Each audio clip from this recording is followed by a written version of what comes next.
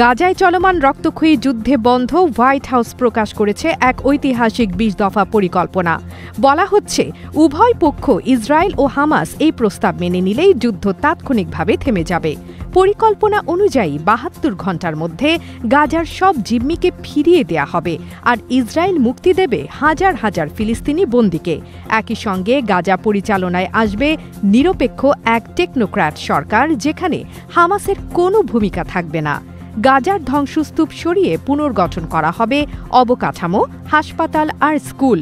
জাতিসংঘ ও আন্তর্জাতিক সংস্থাগুলো সরবরাহ করবে মানবিক সহায়তা।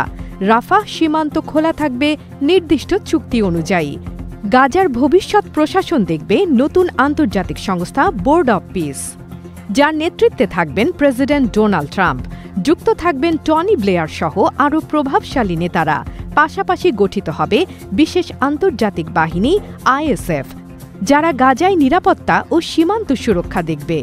পরিকল্পনায় আরও আছে অর্থনৈতিক অঞ্চল গঠন, কর্মসংস্থান সৃষ্টি, অস্ত্র নিষ্ক্রিয়করণ এবং সন্ত্রাসমুক্ত গাজা গড়ে তোলার প্রতিশ্রুতি। হামাসের যে সদস্য অস্ত্র ছাড়বে তাদের জন্য থাকবে সাধারণ ক্ষমা ও বিদেশে যাওয়ার সুযোগ। তবে প্রশ্ন থেকে যাচ্ছে, হামাস কি এই প্রস্তাব মেনে নেবে?